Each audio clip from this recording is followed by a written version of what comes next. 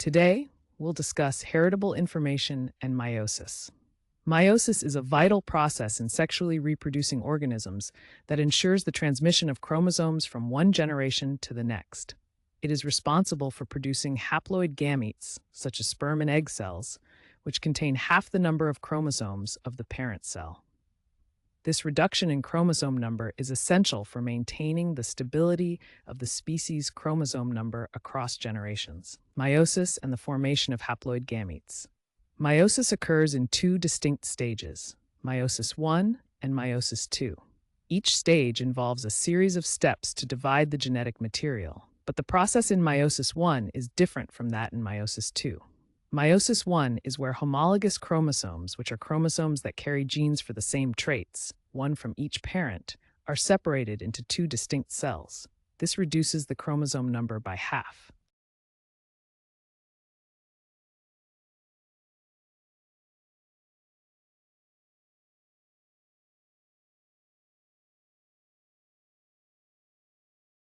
Let's go through the key events of meiosis I. In prophase I, chromosomes condense, homologous chromosomes pair up in a process called synapsis, and genetic recombination, also known as crossing over, occurs between chromatids of homologous chromosomes. In metaphase I, the homologous chromosome pairs align at the metaphase plate. In anaphase I, the homologous chromosomes are separated and pulled to opposite poles of the cell. And finally, in telophase I, the cell divides into two haploid cells, each containing half the original chromosome number.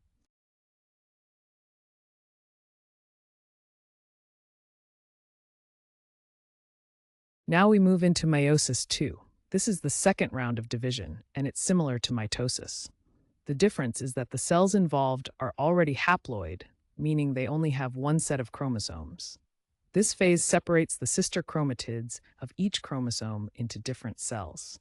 In prophase II, chromosomes condense again, and the nuclear envelope dissolves in both haploid cells. In metaphase II, chromosomes align at the metaphase plate, just like in mitosis. In anaphase II, sister chromatids are separated and pulled toward opposite poles.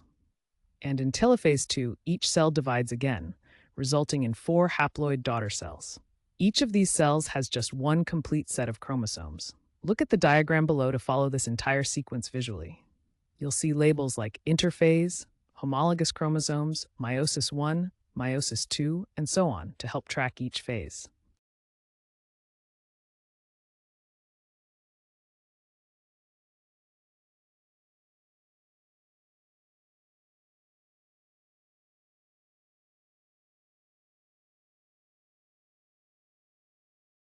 Now let's do a quick comparison of mitosis and meiosis. Mitosis and meiosis are both cellular processes that involve the division of chromosomes, but they serve different purposes and have distinct outcomes. Mitosis is responsible for growth, tissue repair, and asexual reproduction. It results in 2 genetically identical daughter cells, each with the same number of chromosomes as the parent cell. During mitosis, the chromosomes in the parent cell duplicate, align, and then separate to ensure both daughter cells receive an identical copy of the genetic material. This process helps maintain the stability of chromosome numbers in somatic or body cells throughout an organism's life. Now, in contrast, meiosis is essential for sexual reproduction. Its role is to reduce the chromosome number by half, creating 4 genetically unique haploid cells, like sperm or egg cells. This reduction is critical so that when 2 gametes fuse during fertilization, the resulting offspring has the correct number of chromosomes. Meiosis involves 2 rounds of division, meiosis I and meiosis II. The first separates homologous chromosomes, and the second separates sister chromatids.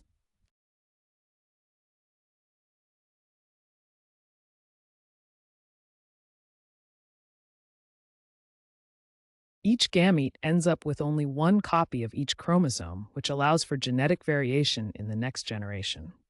One of the key differences between mitosis and meiosis is in their outcomes. Mitosis produces 2 diploid cells that are genetically identical. Meiosis, on the other hand, produces 4 haploid cells that are all genetically distinct. This genetic diversity comes from crossing over during prophase I and the random assortment of chromosomes in metaphase I. Look at the diagram below to compare these processes side by side. On the left, you'll see mitosis with labels like DNA replication, mitosis, and two diploid cells. On the right, you'll see meiosis with labels like interphase, homologous chromosomes, meiosis 1, and meiosis 2.